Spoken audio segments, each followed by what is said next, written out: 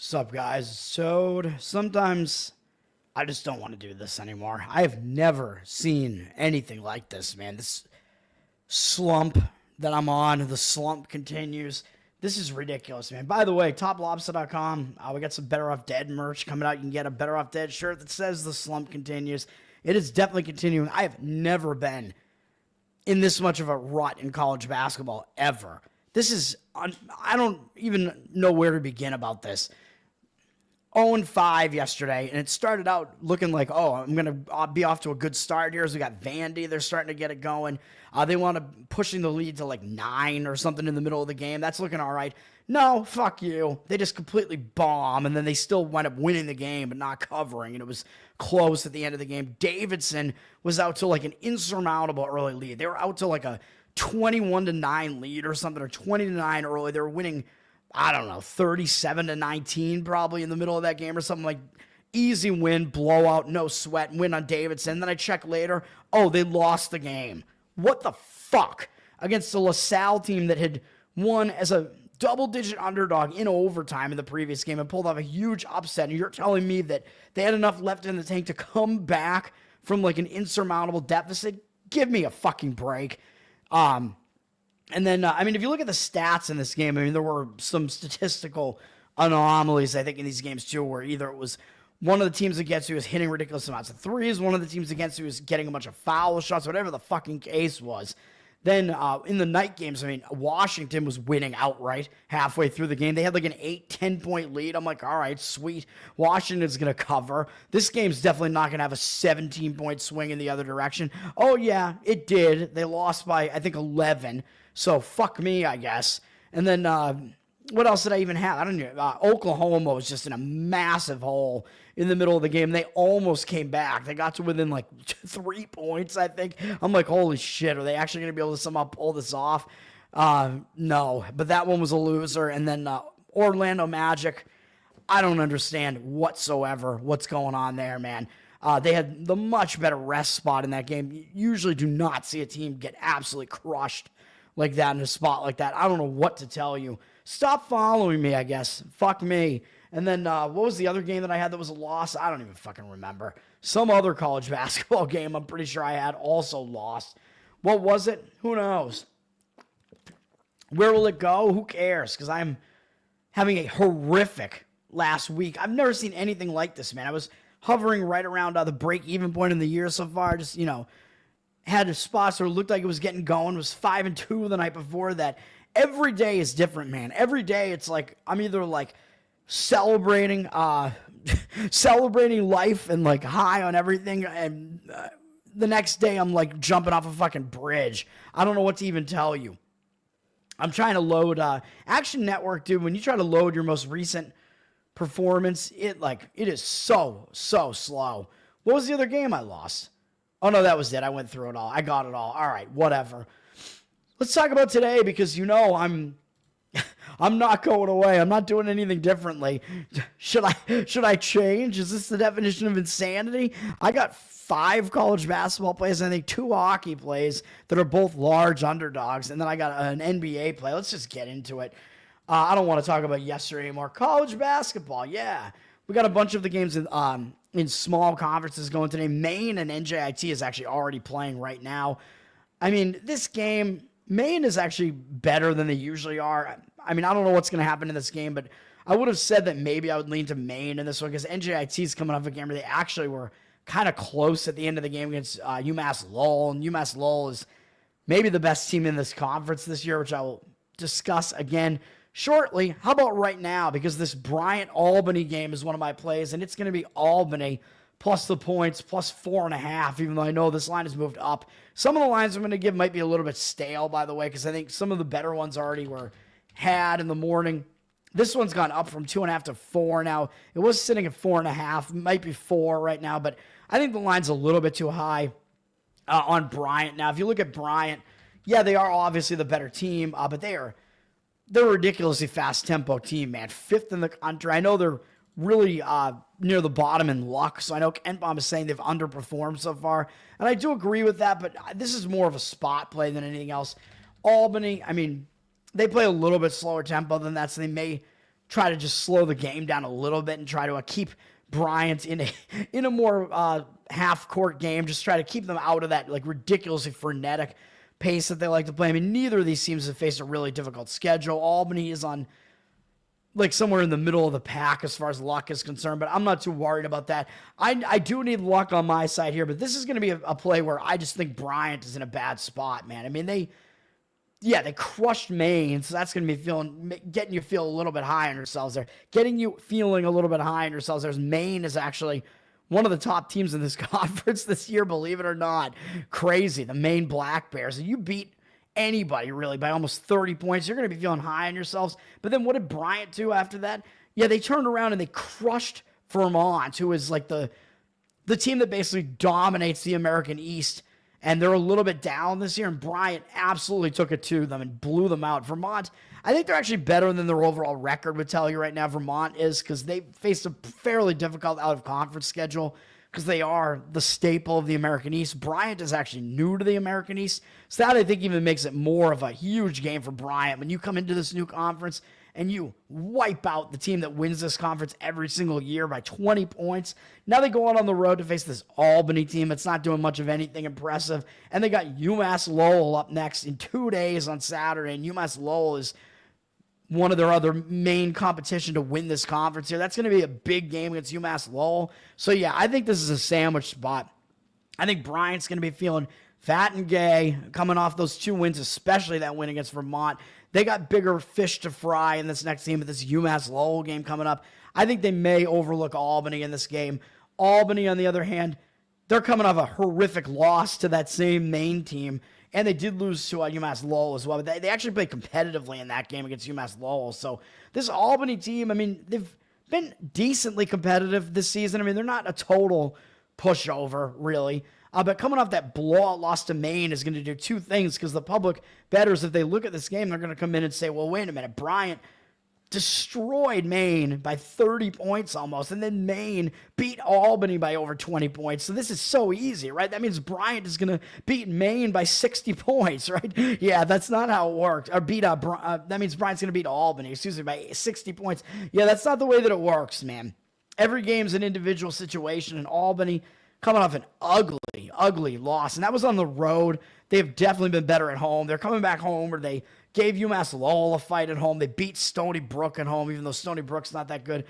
In conference play, their only conference home game was that game against UMass Lowell, I think. Or Stony Brook in this conference now? No, they're not. They're out of the conference. So they do have another conference win, it looks like. I don't know what it is. What the hell is their conference win? Oh, it's at UNH. Sorry, I was just overlooking that completely. Yeah, UNH sucks, but they did get a road win there. But Albany's definitely been better at home. So for all those reasons, yeah, grab Albany plus the points. I don't know if I have anything else to say about that. Tim, what's up, man? Why? Basketball rules, man. It's just basketball is killing me right now. But yeah, I mean, I love college basketball, man. I'm not loving it right now when I'm fucking losing my ass in it. And usually, college basketball is usually one of my better sports, and it's gone to by far my worst sport now, just because this year is like almost putting me in the fucking poorhouse, and I don't understand it. All right, Memphis and Temple is an interesting game. Let's talk about some of these ranked matchups quickly here. I don't want to make this video too long, though, but it's middle of the day, whatever.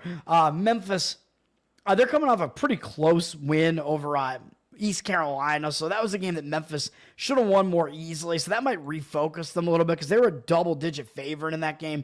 They were coming off a couple of bigger wins against North Texas and Florida Atlantic and Ole Miss, so this was kind of a down spot for them against ECU, and they didn't really play that well. ECU gave them a nice game.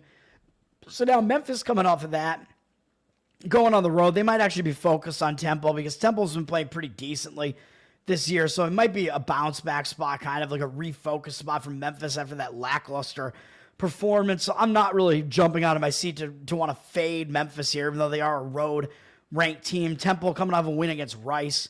I mean, a decent win on the road. Rice has actually been playing okay this year, but I mean, since we got into conference play, Rice has been a little bit less good. I think maybe they played a week out of conference schedule, but when you got a situation like this, both teams probably going to show up for this one. Probably you want to start looking at the better team in this one, and I believe Memphis probably would be the right side in this one. They're up from 7 to 8.5, but it looks like 50% of the tickets and then 88% of the cash actually on Temple.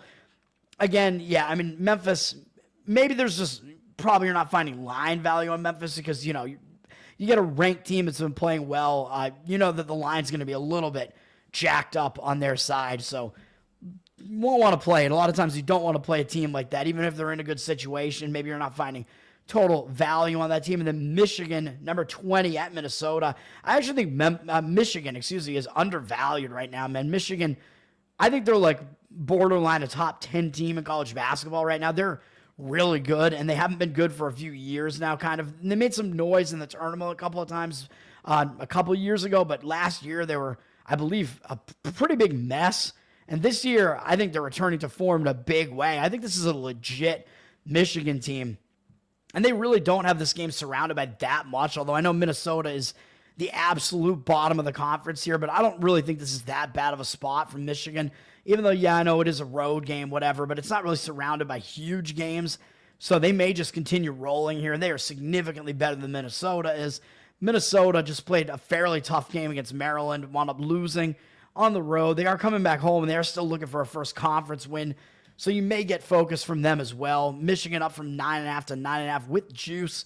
74% of tickets, 73% of the cash on Michigan. So Michigan is public with what looks like less of the cash on them right now, but I'm certainly not running to the window, so to speak, to bet Michigan or to bet against Michigan in this one, or to bet either side in this one, really. But Michigan is absolutely a very good team, and this game could wind up being a little bit of a mismatch. Although Minnesota does like to slow the game way down and get it real ugly at home, make it ugly. So I don't know. High Point and Longwood is going to be a good game in the Big South Conference here. These are two of the best teams in this conference going at it here. High Point coming off a couple of nice wins. I mean, they just absolutely crushed Gardner-Webb by 40-something points, whatever, 41 points. But I don't think they're going to be in a letdown spot because Longwood is good. Longwood's the team that won the conference last year, and this is almost kind of a little bit of revenge maybe for High Point, although I think High Point got knocked out of the conference tournament against Asheville last year, so that would really be the direct revenge. But I believe Longwood won this conference last year, if I'm not mistaken.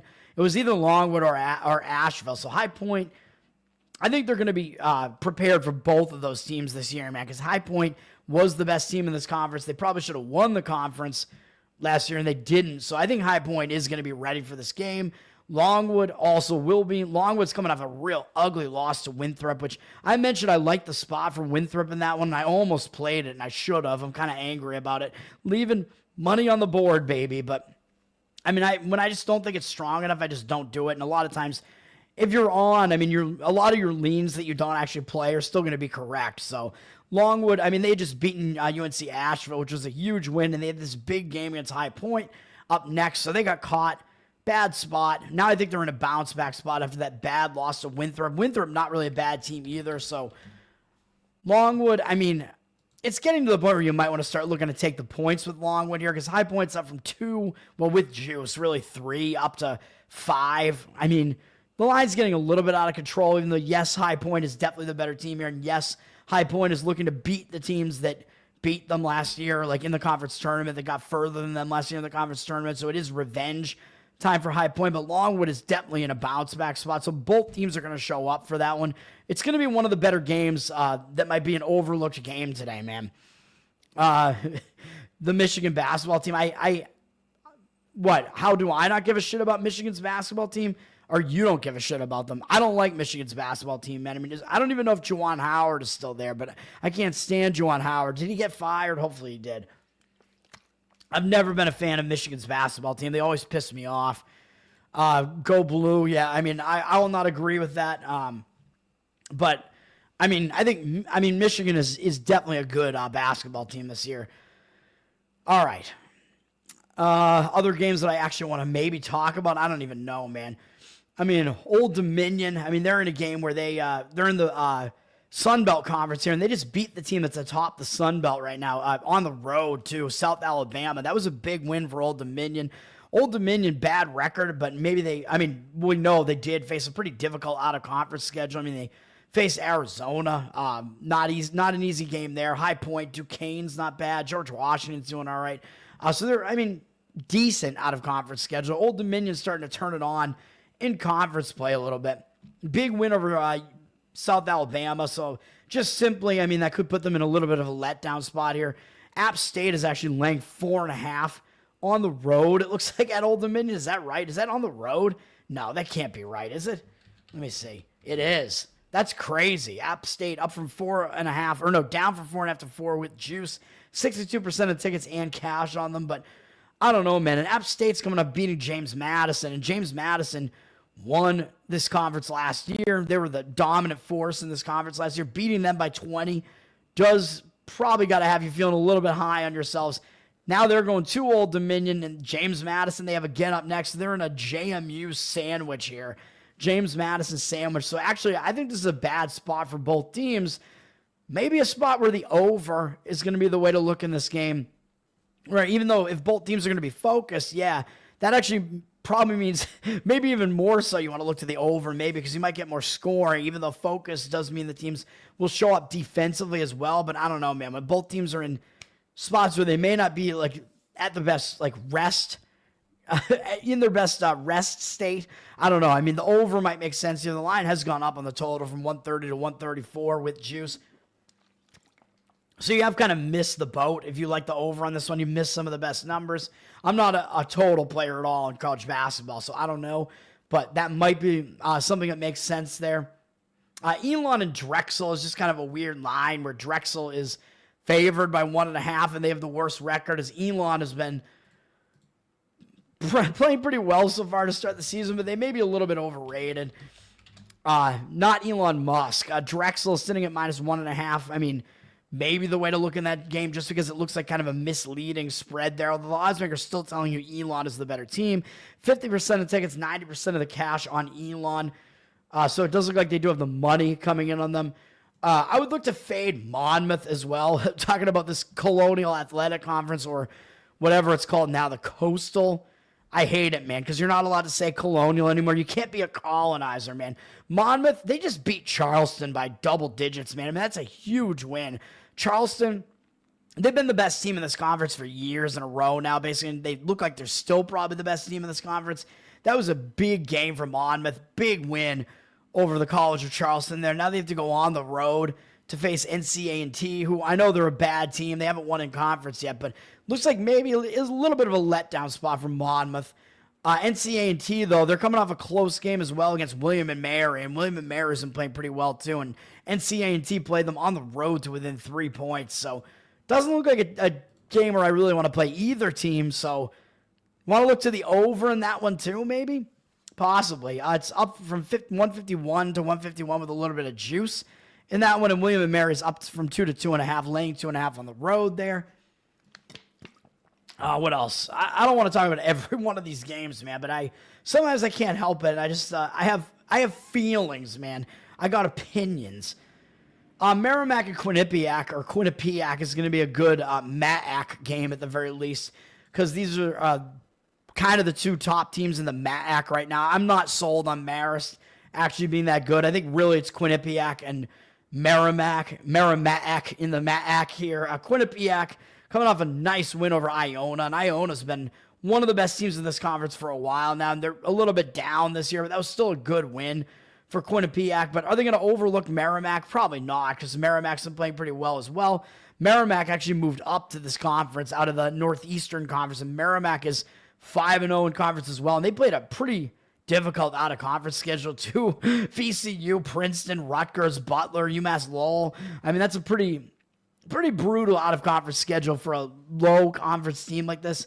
Merrimack, they're just kind of on a roll right now with 3 wins in a row against some of the lesser competition in this conference. So I don't know what's going to happen in that game, but it's going to be a good one nonetheless. I think if you like these small conference basketball teams, which I know, Tim, you do not. You're not into it, but maybe you'll get into it if you watch some of these games, man. There are a lot of close games in college basketball, a lot of exciting games. Quinnipiac down from 2.5 to 2 with juice. So it looks like maybe a little bit of money has come in on the Merrimack side in that one. All right. Next up is one of the plays that I have. Why not? Jacksonville State plus 2.5. That's fading Louisiana Tech. I know how this looks, man. Well, what it looks like is it looks way too easy to take Louisiana Tech, as you're almost just playing them to win the game. They're up from 1 to 2 with juice, 2.5. 50% of the tickets on them, but it looks like the money is coming in on Jacksonville State. 62% of the cash, it looks like right now. And I know how this looks. You got a 13-4 La Tech team. That's their overall record, at least, although their schedule's been fairly weak. Up against a Jacksonville State team who's only 9-7 and has a lesser record in conference as well. Yeah, Louisiana Tech's the better team. I mean, they're the favorite on the road. But in a spot like this, I'm not sold on it at all. I mean, I know La Tech faced a couple of good teams in here. Memphis, they beat Grand Canyon. That's a really nice win. But other than that, pretty weak schedule from La Tech this year, man. So I'm not sold that they're really that good. But what are they coming off of? They just beat Liberty. That's a huge win, man. Liberty, one of the better teams in the Conference USA here. Liberty's been kind of moving around. They were in the A-Sun for a while. Liberty's definitely good. So I think La Tech might be feeling a little bit high on themselves after that win. They're going on the road to face Jacksonville State. And look at what Liberty's done, or look at what Louisiana Tech's done on the road so far, man. They've had one conference road game so far, I think it looks like, and they lost by 30 to New Mexico State, New Mexico State at the top of the conference, but I'll talk about them in a little while. And I don't think New Mexico State is as good as they look. I'm not sold on them. Although it looks like La Tech, did they have one other conference game earlier in the season or something? Looks like they have 4 conference games. What's the other one? Oh, UTEP was the other one. Yeah, so they also lost on the road to UTEP, by 10 points. So Louisiana Tech has not been a good road team so far. I know Jacksonville State's not as good as these other two teams, obviously, but still, they haven't been that good on the road, and they got Kennesaw State up next. I know Kennesaw State not looking that good so far this season, but Kennesaw State's been one of the better teams in this conference for a little while. They were one of the better teams in the A-Sun, actually. I think, and now they've moved into this conference, I guess. I think Kennesaw State and Liberty both came over here from the A-Sun. Actually, they may be new to this conference, so that would be my mistake if that's the case. But Kennesaw State, they still have a decent name on them because they made the tournament a couple of times recently and whatever. So I think La Tech might overlook Jacksonville State in this spot. Jacksonville State, on the other hand, I think they're in a bounce-back spot. I mean, they lost to Middle Tennessee. Middle Tennessee is one of the best teams in this conference as well. No shame in losing to them on the road, really. So I think it might be a little bit of a bounce-back spot for them looking to get a conference win at home here. So give me Jacksonville State. And then right after that, or at the same time as that, 7 p.m., New Mexico State. I told you I was going to talk about them. Yeah, I'm going to fade their ass. I'm going to take Florida International, FIU, in this one. New Mexico State, again, I think they look better than they actually are. They're up from 3 to 3.5, though, with juice. It looks like I think it was 3.5 or 3 with juice. It was 3.5 at some point, though. FIU, 83% of tickets. I'm a little bit worried if they're actually public, but I don't know if I really buy that. I don't know, 94% of the cash coming in on them, but what public bettor is going to look at this game and actually play FIU here? And you got a 10-6 team who's 3-0 in conference against 7-10 and 1-3 in conference. Yeah, it looks somewhat easy to lay the points with New Mexico State in this one, especially with the way they've been playing recently. But again, I don't buy it. New Mexico State, I mean, yeah, they absolutely hammered La Tech by 30 points. Then they went on the road and they drilled UTEP as well by almost 30 points. And those are two of the top teams in the conference right now. You got to be feeling pretty good about yourselves after games like that, man. And now, second straight road game going to Florida, which, by the way, New Mexico State, they haven't played in the Eastern time zone this year, I don't think, man. Well, they played at Dayton, was the furthest east they went, which I get. Is that Central or is that East? Maybe that's East. I don't know. But they have not gone as far east as Florida, so it is kind of a weird travel spot for them to have to go to. Second straight road game after 2 wins that are going to be, that's really going to have you feeling real fat and gay, man. Real plump and gay coming off those wins there. And who do they have next? Liberty for a third straight road game, and then Kennesaw. So Liberty, that's going to be a look ahead too, man, because Liberty, definitely one of the best teams in this conference. I think this is a sandwich spot that New Mexico State is in. I don't like it. I'm going to fade New Mexico State. And Ken Baum, where does he have them? He has them down at 124, so not as good as maybe they look, maybe as they appear on the surface. They do actually play kind of a slow tempo game as well. And Ken Baum's got them a little bit high in luck, 166, so kind of middle of the pack in luck. Where Florida International, where does he have them? Does he have them under FIU? No. What? Yeah, he does. He has them down at 236. I know he has them really bad offensively, but he has them as the better defensive team, but also a really fast-paced team, which is kind of weird. So this is a pacing collision where Florida Atlanta could maybe speed this game up and throw New Mexico State out of their element. So if they're able to do that, that would help them a bit, whereas UTEP doesn't quite play as fast. They're kind of a mid-tempo team, so that happened there. And then who was the other team they crushed? Louisiana Tech. I don't know what tempo they play there. Let me see. Louisiana Tech. Come on, man.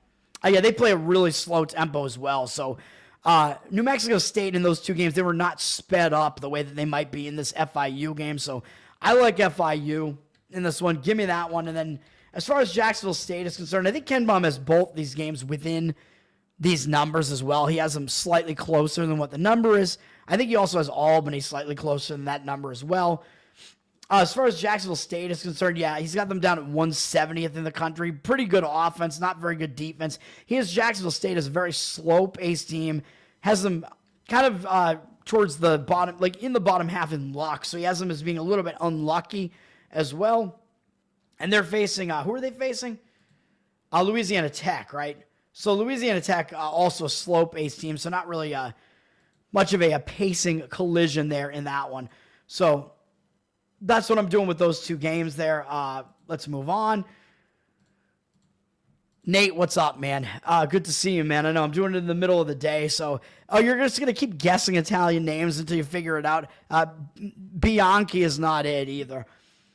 Or Bianchi. I don't know. Is it Bianchi or Bianchi? I don't know. I should know because I'm Italian, but all right. What else do we have going on here? I kind of eyed like fading Northern Arizona a little bit here because they just came off playing two tough games against Montana and Montana State. Those are two pretty decent teams in this conference, even though I know Montana State's down at the bottom, but I don't actually think Montana State is the worst team in the Big Sky. I think they're actually towards the top of the pack in the Big Sky. I could wind up being wrong about that, but they have been a team near the top of the conference for a while, though some of those players are gone now, but still, they're not a bad team.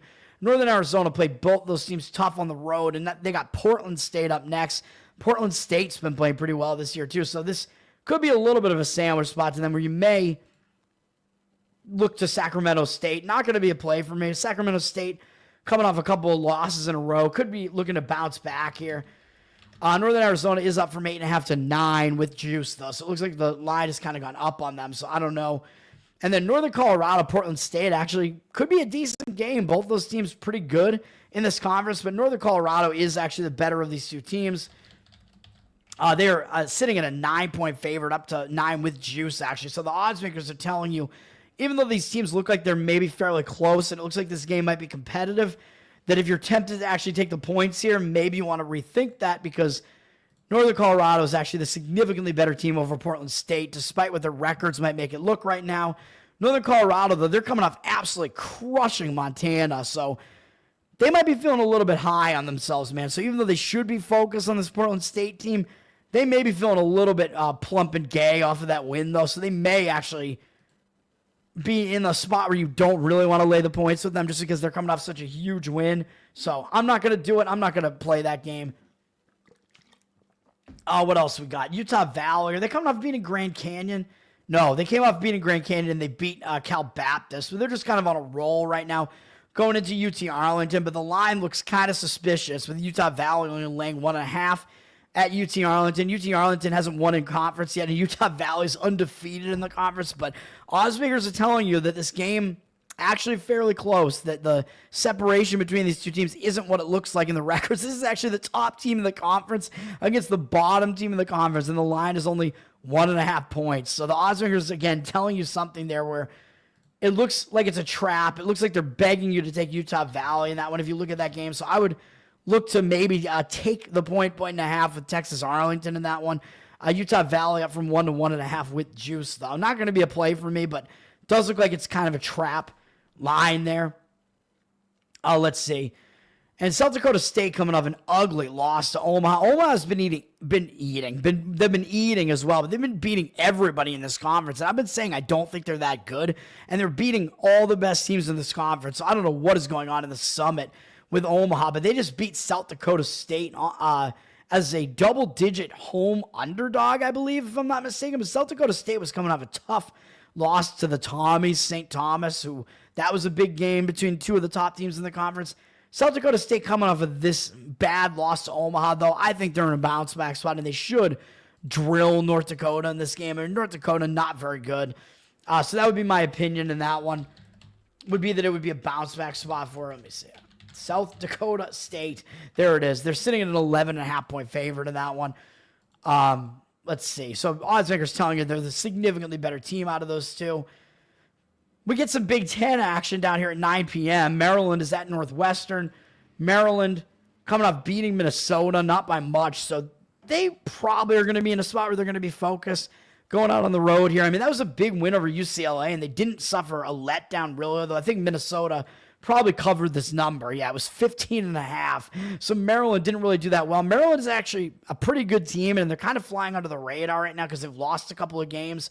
But their losses have been tough, man. I mean, they lost at Purdue only by 5. Then they had to go out on the road to the Pacific Coast, unfamiliar environment, lost to Washington, and then they lost at Oregon only by 4. So this Maryland team, they're pretty good, man. And their other loss was at home to Marquette. I mean, none of their losses are really that bad. So I kind of like Maryland. It looks like they might be in a spot where they're going to show up focus, and they may be actually under the radar a little bit here. Northwestern, their overall record looks good, but they've struggled in conference play so far. I mean, although, granted, yeah, I mean, they lost to Purdue as well. They lost to Michigan State, but they're not as good as Maryland. They lost on the road to Penn State, and Penn State kind of falling apart a little bit. Northwestern had that one big win against Illinois, but that was a game where they really stepped it up because they're the in-state little brother there. So I don't think Northwestern is as good, and my lean would actually be to Maryland in this one. Maryland actually down, though, from 2 to 1, 1.5, though. 1.5 with juice. 75% take is 90% of the cash on Northwestern. So Northwestern kind of looking like a public underdog, which looks a little weird to me. It looks like more of the cash also coming in on them. But I don't know, man. I mean, Maryland is definitely the better team, and I would not want to fade them in a spot that's not really a bad spot for them. Rutgers is going to Nebraska, and oh yeah, this is actually a play for me. Oops. I'm going to lay the points with Nebraska minus 8.5 here in this one.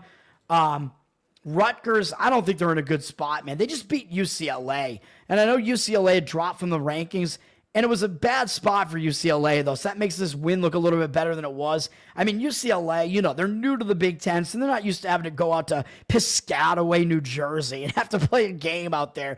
That is a weird spot for UCLA to have to play in the middle of conference play. So Rutgers was able to get the win there, but I'm not sold on Rutgers at all. I really don't think they're very good. I think they started the season ranked, and they're just not actually that good. They had that loss at Kennesaw State that I thought kind of exposed them, and then they did play tough against Alabama, but that was a good spot. I actually took Rutgers in that game. It was a bad spot for Alabama in that one. I think Alabama had just beaten Purdue or something, so Rutgers is in a good spot there. They did play competitively against Texas A&M, but then conference play, they have not been impressive, really, man. I mean, they lost on the road to Ohio State. They got through with a win against Penn State at home, and then all their other games were losses until the UCLA one. Losing on the road to an Indiana team, it's pretty down. Losing to Wisconsin, losing to Purdue, I mean, okay, fine. Those are pretty good teams. And then they beat UCLA, but that also means they played 3 pretty difficult games in a row. Now they have to go out to Lincoln, Nebraska from Piscataway, New Jersey. I don't think this is a great travel spot for them, man, and they're riding that high of beating UCLA, who is a name program, man. Even though they dropped from the rankings, UCLA, if you beat them, I think you're going to be feeling a little bit plump and gay coming off of that. Nebraska, I mean, yeah, they're above Rutgers in the standings, but Nebraska, I think they're kind of flying a little bit under the radar right now, man, because they haven't done that well in conference play.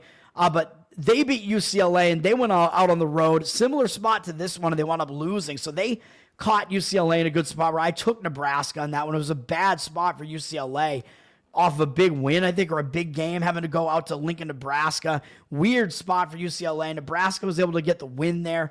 Then they went out on the road, and I said it was a bad spot for them going out on the road. And it took Iowa a long time to get going in that game, but they did, and they wound up beating them in overtime. But that was a bad spot for Nebraska. Nebraska actually was winning most of this game. I thought I was going to lose that bet. So Nebraska really did not play poorly in that game, even though it was against an Iowa team that was really speeding them up, too, more so than they would like. Then what did Nebraska do after that? They went and they got crushed at Purdue off of that game, but they were off in an overtime barn burner game against Iowa, man. I think they just didn't have much left in the tank. Purdue's pretty good, and Nebraska they lost, but they lost bad. And when you're off of a loss by 40 points, almost like that, 36 points, I don't care if it was Purdue or whatever, if it was some good team, you lose by that amount to anybody, you're going to want to bounce back from that, man. So I like Nebraska in this game for those reasons. And I think the public might come in and look at this and think that this game looks like it might be competitive and looks like this line might be a little bit too high, just based on how these teams have been playing. And I think the public might have a tendency to maybe actually want to look to take the points here. But the line is up from 8 to 9 on Nebraska through the 9 with juice. 85% of the tickets, 96% of the cash on Nebraska. So maybe I'm wrong about that. It does look like the public money is coming in a bit more on the Nebraska side, but it looks like the actual money is also coming in on Nebraska. I like the way it sets up. So give me Nebraska. Lay me Nebraska minus the points in that one. And then, let's see. To finish this off here, let me see. I don't know if I want to talk about too many of these other games. UTEP and Liberty is going to be interesting because this game is in that CUSA, and it's one of those games that's a big conference game between two of the teams up atop the conference. Liberty is having to face 3 good teams in a row here and just lost to La Tech by 5 on the road. Pretty difficult game there. Now they have to somehow bounce back from that and play UTEP, and they got New Mexico State up next. Will they bounce back, or are they going to be in kind of a hangover spot because that was a difficult game against La Tech? I don't know, man. I could see it going both ways in that one. And then UTEP, on the other hand, they're coming off just absolutely getting plastered by New Mexico State. I mean, that was one of those games. New Mexico State, I mean, they're not as good as they look. Like I said, you're never as good as you look in your best games. So I don't think that New Mexico State is as good as they looked in those games. And I don't think UTEP is as bad as they looked in that game. And Liberty's coming off a tougher game. UTEP's coming off such an embarrassing loss. I actually think UTEP would be the way to lean in this game. Liberty up from 8.5 to 9 with juice, but 60% of the tickets and only 55% of the cash on them, so less of the cash on them. I would agree with taking the points with UTEP if I was going to play that game. Let's see. UC Irvine and UC San Diego both coming off that tough game where they played each other. UC Irvine went into UC San Diego and beat them, and that's a difficult game, man. I mean, UC San Diego, they look like they may be the new big dog in this conference. And they've only been in D1 for like 1 or 2 years now. So I don't even know if they're in the transition period still, or if they're actually eligible. It would be cool if they're eligible to make the tournament this year, man. That would be interesting to see. UC Irvine has been like the force in this conference for a while, though I think they fell apart last year and didn't get into the tournament last year. And Long Beach State fired their coach but kept him on, and that sparked them to get into the tournament and win this conference last year somehow. I don't know how, but UC Irvine went on the road and upset UC San Diego, and UC Irvine basically saying, we're still the big dogs in this conference, buddy. Big win for UC Irvine. They won that game actually kind of easily. I kind of saw the end of that game, and it was not that close. So Irvine might be feeling pretty good about themselves after that, but they're playing this awful Fullerton team, so I don't want to try to jump in on the letdown spot here. Irvine is down from 21.5 to 21. 67% of the tickets, 69% of the cash on Fullerton, but I'm not going to try to do this. I think this is a big mismatch. I don't want to do it. And then on the other side of that, I would be more tempted to fade UC San Diego because they were rolling, man. They had not lost since this loss to Seattle early in the season, and their only other loss was at San Diego State, where they only lost by 5 and really stepped it up against that in-city big brother there. San Diego, now UC San Diego coming off that loss. They had not lost since that Seattle game. So when you're rolling like that, and then you have a huge emotional step-up game against the other team, it's the best team in the conference with you, and you lose that game, I think you're going to be hungover after that going into the next game. You're not used to losing. You just lost that game that was like one of your big games of the season that you really got up emotionally for. I don't think it's a good spot for UC San Diego going out on the road to face this Long Beach State team that kind of has been struggling. They have a bad record, but they've started playing a little bit better in conference play. And they just broke a losing streak with a win over UC Davis. So I think the spot sets up a lot better for Long Beach in that one. UC San Diego's up from 13.5 to 14.5 with juice, though. So Osberger's telling you they're the way better team still in this one. So I'm not going to try to do it. But I would be leaning towards taking all those points at home with Long Beach State. And then my final play here is Loyola Marymount plus 5.5 in the West Coast Conference here. I think this is a bad spot for Santa Clara. Santa Clara, I mean, they're kind of rolling right now. They got a nice win over Oregon State, which is a game where I laid the points with Santa Clara, and they didn't cover for me. And I think they probably should have. I mean, that was still a big game nonetheless with a former Pac-12 team that just joined your conference, and you go ahead and you beat them. That was big. And then they faced San Francisco right after that. And San Francisco is no doubt one of the top teams in this conference. I think the top 4 teams are St. Mary's, Gonzaga, Santa Clara, and San Francisco. The teams that are actually atop the conference record-wise are actually the better teams in this conference. Santa Clara beat San Francisco, man. It was revenge for losing on the road to San Francisco shortly before that. They won, and they took it to them, man. They won by 23 points. That was a huge win over San Francisco. Now they got to go out on the road and face Loyola Marymount, who are actually not that bad a team, I don't think, and they're kind of flying under the radar. I really don't think they're that bad. And who does Santa Clara have up next? Oh, yeah, they got Gonzaga in 2 days on Saturday, who's obviously like the elite team in this conference still, and they'll be leaving the conference after this year. That is a huge look-ahead spot, too. So I think this is a giant sandwich spot. Santa Clara is in a huge revenge win by 23 points over San Francisco. And San Francisco shot horribly in this game, by the way. San Francisco was winning the game early, and they only shot 18.8% from 3, 35% from the field. I don't think we're going to see something like that again out of one of Santa Clara's opponents. Give me Loyola Marymount in this one, man. And Loyola Marymount, yeah, they're 1-4 in conference. But they did lose to San Francisco, Washington State, both on the road, and then Gonzaga and St. Mary's. So they have faced some of the best teams in the conference already. They really haven't faced any of the dregs of the conference at all yet, and they beat Oregon State, too. So they actually haven't faced any of the bad teams in this conference yet. So I think Loyola Marymount is better than they look. They had this game at Pepperdine postponed, which I think is also going to help because Loyola Marymount, they now have a little bit of extra rest. I think Santa Clara's been off for... I think Santa Clara's been off for about 5 days, but Loyola Marymount's been off for about 9 days, and I don't think it's going to turn into rest because they went into that time off on a really bad note, losing horribly to both Gonzaga and St. Mary's. And, of course, you can't blame them for losing those games to those significantly better teams, but after losing those games, having that break, I think, is going to help them turn things around, and I think they're going to be embarrassed with the way they lost those games.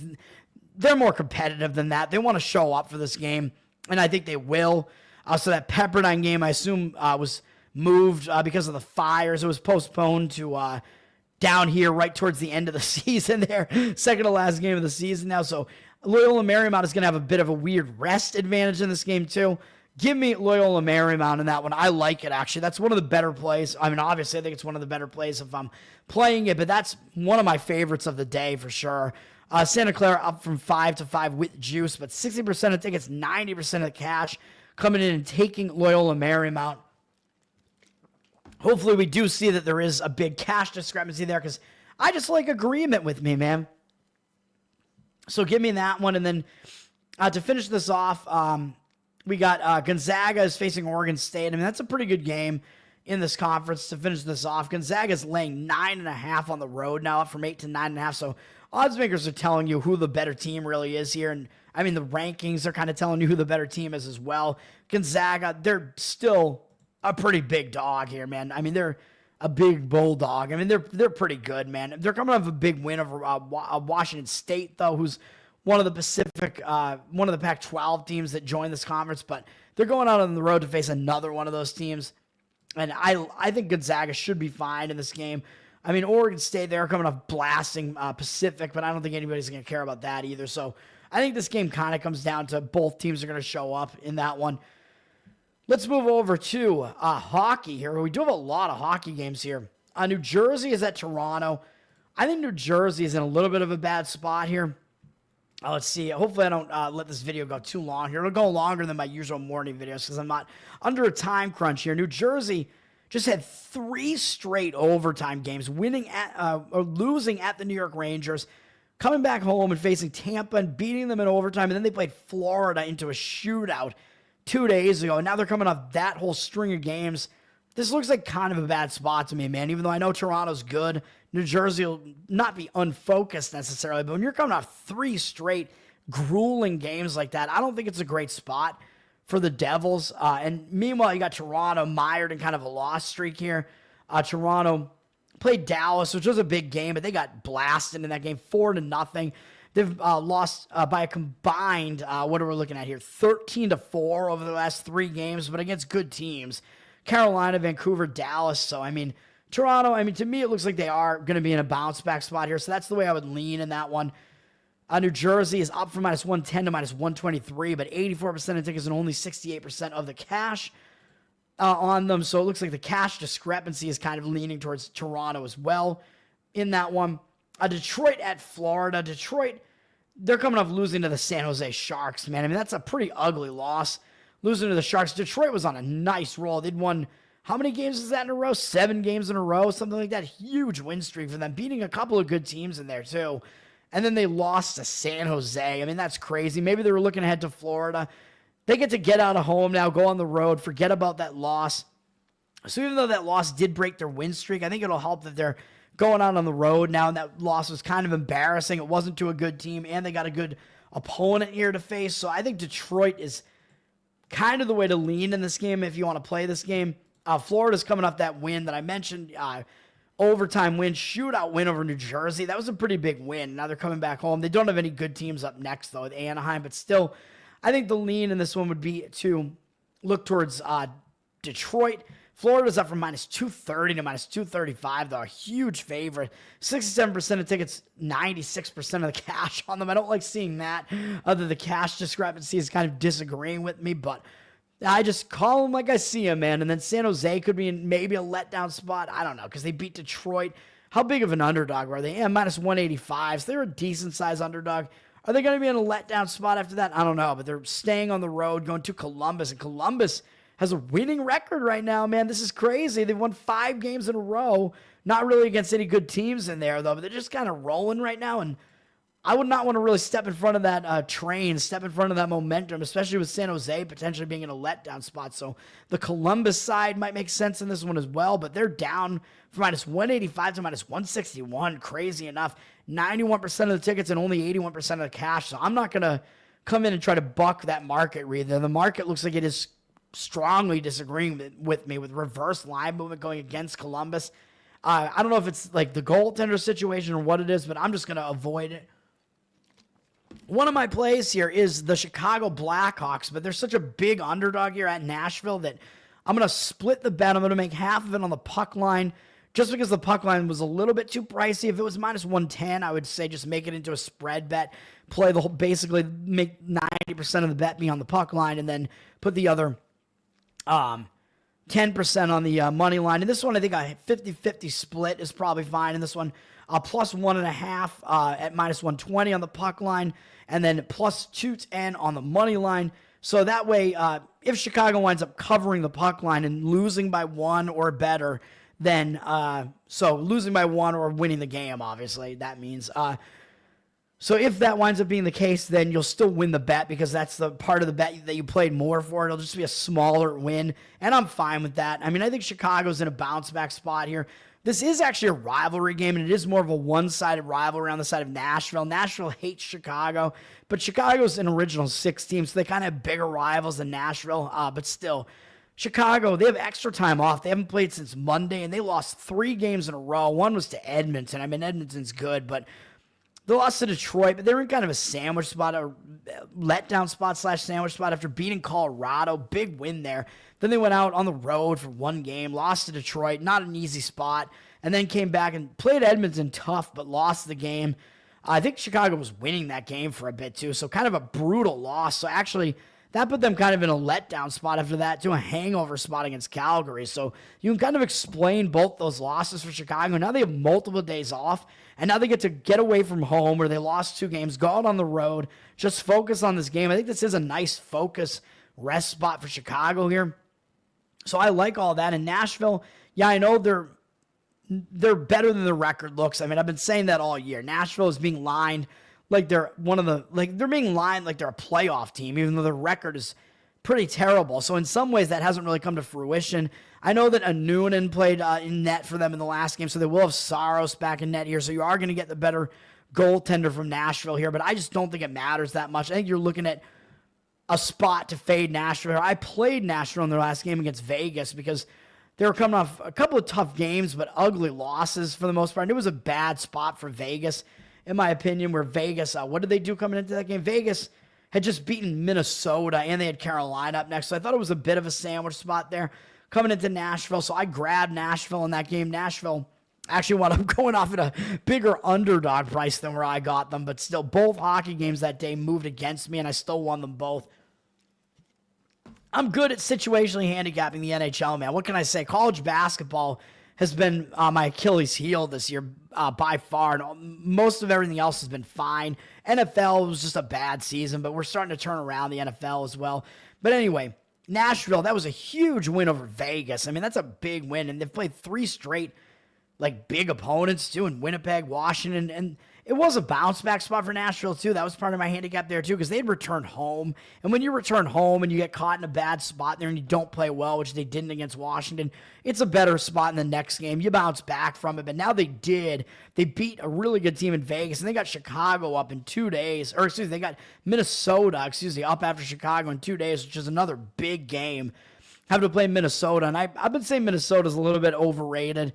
I mean, they're not being lined like they're one of those top teams, but the record is really good. Either way, I think Nashville could get caught in a sandwich here off of that big win. Looking ahead to Minnesota, it's because Chicago has not been playing well this year. They've been a little bit better since they fired their coach. Give me the huge price on this one. Nashville's actually up from minus 230 to minus 239. Even though that, in a way, it looks too high. Like, it looks like Nashville, any team with that record shouldn't be laying a price like this. So in a way, it looks misleading. But in this spot, I think you got to fade Nashville. 88% of the tickets on them, but 76% of the cash on Chicago. So I'm going to find, the creative way to play it here as far as playing Chicago. That's what I'm going to do there in that one.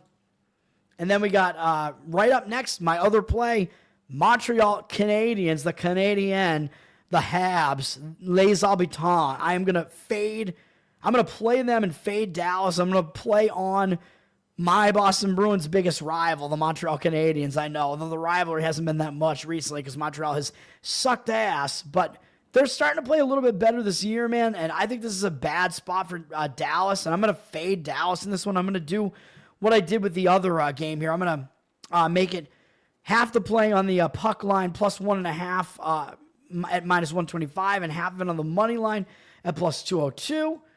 So we got Dallas. I think they're in a bad spot. They're returning home from a road trip, and they were on the road since January 7th.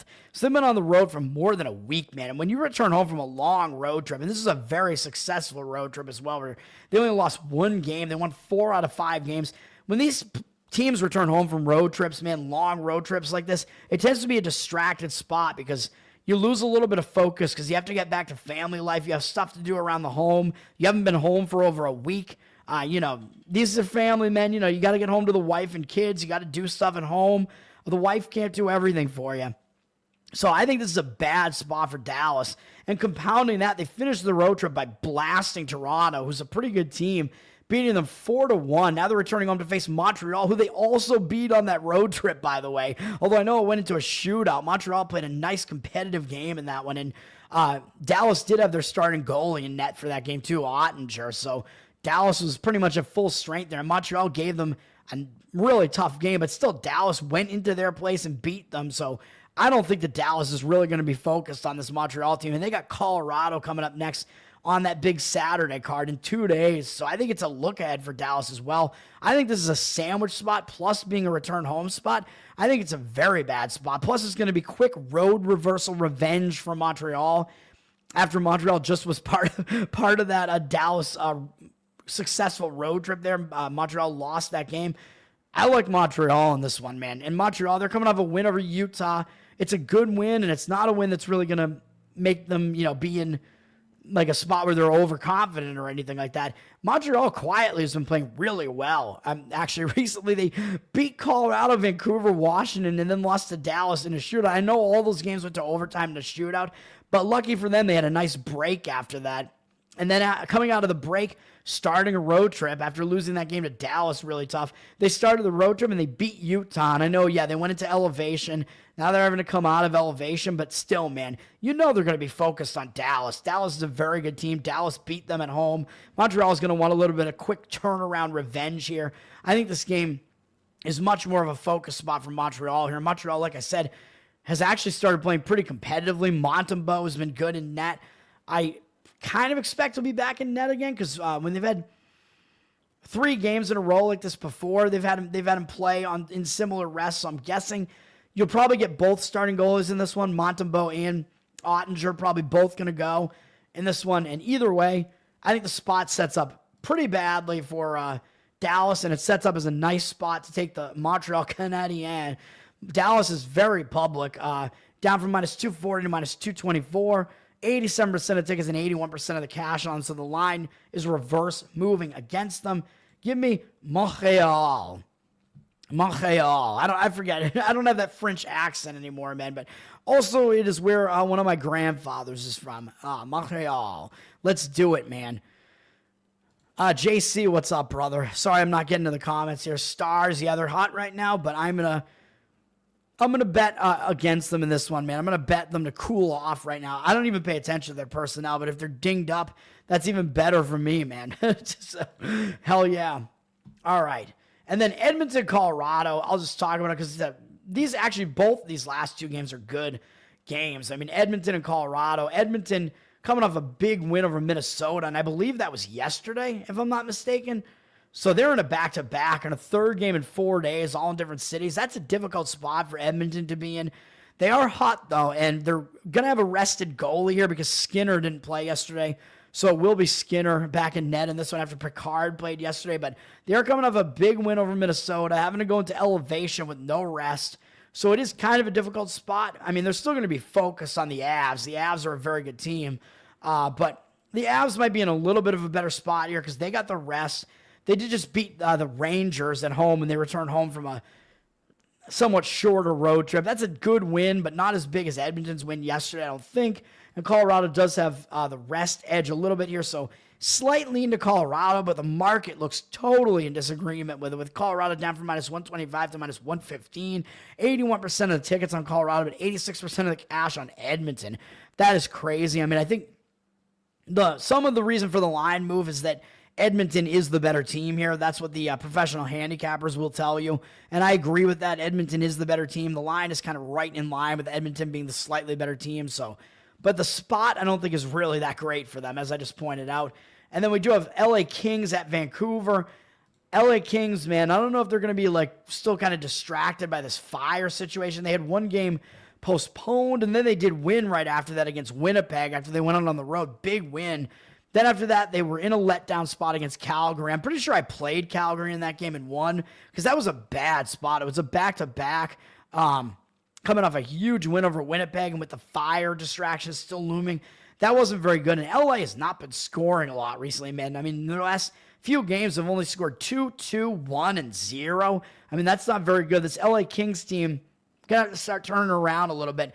And they lost to Edmonton after that, but now they do have a couple days off, so that extra day off might help as far as that. The fact that they're being rested a little bit here might help break that losing momentum there. So I'm not sure that I hate the spot for the Kings coming into this one because having that extra rest might help them bounce back from those losses.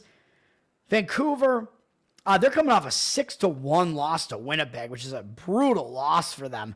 So they're probably going to be in kind of bounce back mode too, but they are returning home from a road trip. So I don't think it's a very good spot for Vancouver, even though I know it was a terrible road trip and they only won one game against Toronto, but they've been on the road since January 6th.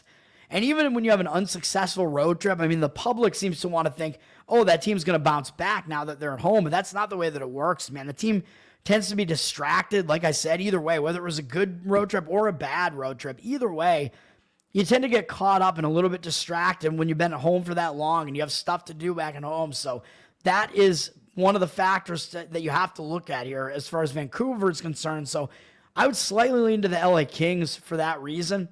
So that is what I would look at there. The Kings are down from -120 to -118, though. So again, more market disagreement with me. 67% of tickets, 56% of the cash. There won't be plays for me, but we'll see. It's Toad versus the market today. We'll see if the market disagreement is. We'll see if the market beats me today. We'll see. And then we got NBA to finish this off. I mean, again, I got to get back to this, man. I have one NBA play, and I don't even know if I want to talk about every one of these games. And of course, we have one huge game today, obviously. Cleveland and Oklahoma City. Indiana, Detroit is kind of an interesting one. Indiana's coming off losing to Cleveland, which I said they were probably going to lose that next game. They just beaten Cleveland the day before that. Indiana actually started rolling, so they're looking like they may wind up indeed still being a playoff team this year.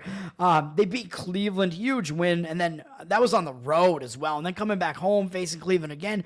Cleveland obviously adjusted and bounced back and won, but that game was close for a while, and that's what the Pacers are coming off of. I mean, the Pacers were still in that game late into the game, man. In the fourth quarter, they were down 5 points. So Indiana did not go away. Now they have to turn around after that dual game against Cleveland and have to go face Detroit. I don't think it's a great spot for Indiana, but Detroit coming off beating the New York Knicks, that's a big win for Detroit, too. This Detroit team playing pretty well. It'd be pretty interesting to see Detroit make the playoffs, to be honest, this year. They're coming off a big win over New York as well. So both these teams, man, kind of in spots where I would consider them to be in bad spots. So I don't know how to gauge this. The line has moved up from 1 to 2.5 with juice on the Pistons. So the number has moved fairly significantly on the Pistons up through that one bucket price all the way up towards 3. And 90% of tickets, 88% of the cash, though. So the public looks like they are coming in on the Pistons as well. And it looks like even less of the cash on them. But, I mean, I don't know, because the line has moved in their direction. So maybe Detroit is still the side that makes sense there. And then, of course, Cleveland is at Oklahoma City. I mean, this is going to be a huge game. You got what people are saying is going to be the finals matchup at this point with the two best records in basketball, and with my Boston Celtics losing tons of games to horrendous teams. I don't even know what to think about that, man. Cleveland and the Celtics are not going to wind up getting home court, which is just bullshit. It is awful. Cleveland coming off that win over Indiana, nice bounce back win, second straight road game, but of course, obviously, they're going to be focused on Oklahoma City, but they did already beat Oklahoma City at home when they played a little while ago. So it is Oklahoma City's turn to be the team to make the adjustments coming into this game, even though both teams are going to be focused. Oklahoma City is also returning home from a road trip, and they started that road trip by losing to Cleveland. And like I said, yet again, you return home from a road trip, you've been gone for like a week. You do have those added distractions of having to get stuff done at home. And Oklahoma City has to leave home again and play Dallas tomorrow. So, I mean, this is kind of tough, man. They could wind up being distracted, even though I know it is Cleveland, and they just lost to Cleveland. It's a team with the best record in the NBA, too. So, there are so many reasons that Oklahoma City obviously should have to show up in this game. But still, I mean, could be a bit of a distracted spot here, but I think the move is to fade Oklahoma City tomorrow when they go to Dallas, because they're off this game, especially if they win this game. You're going to be looking at a fade spot tomorrow, turning around to play Dallas tomorrow. So look for that tomorrow. And Dallas is not playing today, I don't think, either. So that's going to be maybe a great spot setting up to play Dallas tomorrow. So be on the lookout for that. This line has moved a bit. It was Oklahoma City 4. Now it's 1.5. 87% of tickets and only 57% of the cash. So it looks like the public is coming in and liking the Thunder in this one to get the win at home with these two teams being competitive. I guess the public is saying we want the home team out of the two. I don't know, because I would think they would have a tendency to look to take points with the Cavs, but maybe when it's down to like a pick the winner price, the public is actually not doing that. And you got to pay attention to the injury situation here, because I think part of the reason why this line has moved down a little bit is that Hartenstein is out, but he alone I don't think is going to move the line 3 points. But he got hurt in the last game, and he is a key component for the Thunder, especially with Chet Holmgren still being out. Hartenstein is their big man. I mean, he is a key piece for the Thunder, so he might be out in this game, but that might mean it's an injured player theory spot as well. So, I mean, I think I see more reasons to play the Thunder in this game than I see to play Cleveland in this game, but I'm not going to touch it. And the market does look to be against it, so I don't know. The game I'm actually going to play, though, is on what looks like an actual anti-public home favorite in this one, believe it or not. I'm going to play the Sacramento Kings. They're up from 3 to 4. I'll lay the 4 with the Kings in this one. The Rockets have 85% of the cash, and only 51% of the tickets on. This is looking to be a pretty good game, man. Houston, of course, they're going to be public because the public's going to see, oh, Houston's got the better record. They're playing really well right now. They're getting points. It looks really nice to take the Rockets here, but I'm going to fade that sentiment. And again, I like playing anti-public favorites, man, because anti-public favorites, it means the public isn't on them and the team that you're playing is still a good team and the public doesn't like them. So you get like kind of the best of both worlds. It means you're not playing a bad team, so the public isn't fading them because they're a bad team. But look at the spot that Houston is in here, man. They just went into elevation and beat Denver. Pretty big game. They were coming off a win over Memphis, too. 2 straight wins over Memphis, and then that weird ice postponement against Atlanta. But they're just, they're rolling right now. So you're stepping in front of this train, but they're on a back-to-back, a third game in 4 days, all in different cities. 2 huge wins here, Memphis and Denver, and then going out. They've been on the road going into elevation against Denver. Now they have to go down to the Pacific Coast to play a really late game. I think it's going to mess with their biological clock, too. I don't think this is a good spot at all for Houston, and they might be feeling pretty high on themselves going into Denver and mauling them by 20 points. And Sacramento just sitting at 500, where Houston is well above 500. But I've been saying, man, Sacramento, this team has so much talent that there's no way that they should be playing this bad. And they fired their coach, and they reeled off 7 wins in a row, some against really good teams. And I was on them against Boston. Bad spot for Boston, but still really huge win for Sacramento. Then I thought we're going to be in a letdown spot, and they still got me by 1 point. Chicago failed to cover by 1 point in the next game, and then Sacramento ran out of steam and got blasted by Milwaukee. Now I know they're returning home from a road trip, and I know I said you don't want to look to play on teams that are returning home from road trips because it is a distracted spot. But this was only a 3-game road trip. It didn't take them. It did take them to the East Coast, so I am kind of worried about that. So it did take them distance-wise pretty far, but still, I like the spot. I think it's a way worse spot for Houston. Sacramento, I don't think they're going to be distracted when it's Houston coming into their place, man, and they have time after this game to get more stuff done at home with a couple days off after this.